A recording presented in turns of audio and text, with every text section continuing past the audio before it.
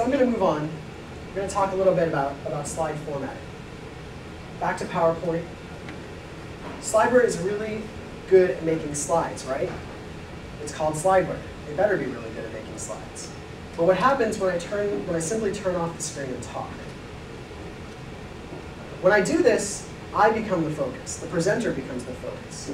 And everything else just sort of fades away. Now you listen to what I say to you.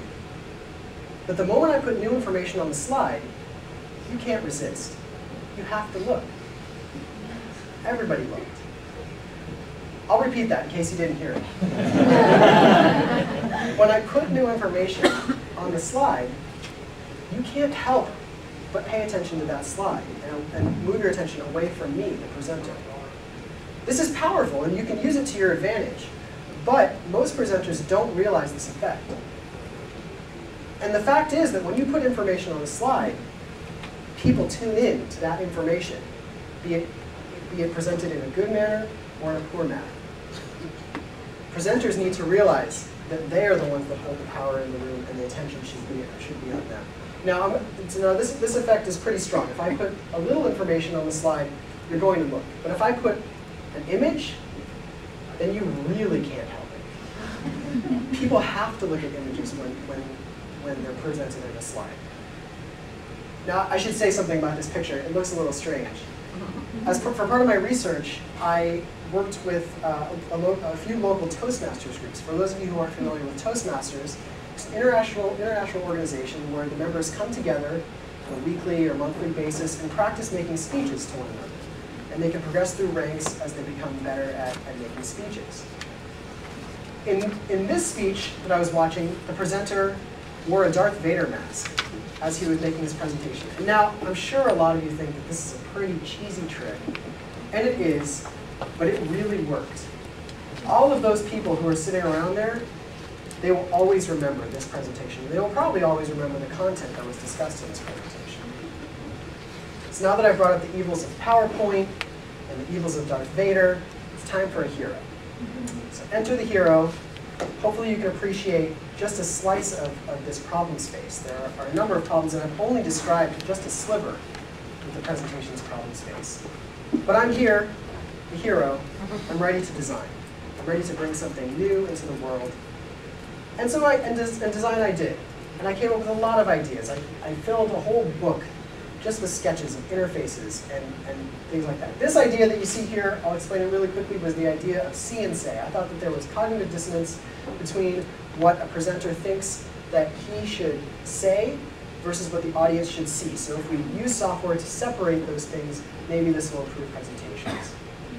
Another idea was more of this idea of separation. So you work with your notes of things you'll say, your slides and handouts, and sort of cull out the information that should be shown in different modes. Lots of ideas. I'm not going to talk about them all. But these ideas simply didn't feel right. I was drawing interfaces and fixing small problems that I saw, and it just, nothing I did could get away from this idea of slides. And the idea that slides are how we think about presentations today. Until finally, and all at once, it hit me. I'm not the hero. And by that, I mean I, as the presenter, am not the hero in this situation. In fact, it's you in the audience, who are the true heroes in this situation. It's you who should be focused on. This isn't simply a matter of redesigning software. We need to change the way our culture thinks about presentations. It's a matter of expectations. You, the audience, before you came here today, if you thought about it, expected. Or maybe you didn't think about it because you simply expected that I would use slides in my presentation as a presenter. I, as the presenter, expect that you, as an audience, will be interested in my topic, no matter how it's related to you. And you, as the audience, often, when you come into a presentation situation like this, expect to be bored by simple PowerPoint slides. I'm here to remind everyone that presentations are not about slides, but people. It's about a presenter and an audience.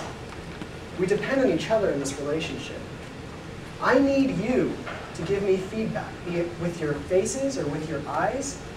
And you need me because I have knowledge about this subject. And it's important, if it's important enough for me to stand up here and explain it to you, then it's probably important enough for you to listen and take home that message. Current software doesn't account for this proper presentation preparation process. So I took off my cape and I started to put together my data. I spoke with a number of groups and people throughout my research. I spoke with Toastmasters, as I already told you. I went to church for the first time in my Jewish life, and in order to study the relationship between a preacher and the audience there at church. This is a presentation, but people somehow enjoy going to church and they want to do that. So what's the difference between a presentation that happens in a meeting room and a presentation that happens in church? I studied that, as well as I spoke to a number of experts in the field. Cliff Atkinson, I guess I can show their books. Cliff Atkinson is the author of Beyond Bullet Points, which is a good book, and a great book that I recommend. I spoke with Andy Goodman, who wrote this book. It's called Why Bad Presentations Happen to Good Causes. And I also spoke with Lawrence Lessig, who's known for his great presentation style. And so what I decided to focus on in the end was a framework for better, more supportive presentation preparation. It's a software that will help people prepare for their presentations. And I've created a framework. Here it is. You'll all get a copy of this at the end. We'll do it at the end. But I'll speak about a few of the things on here. But you can use this at this point to help you as you prepare for presentations. And one day, hopefully, we'll see this in the form of software.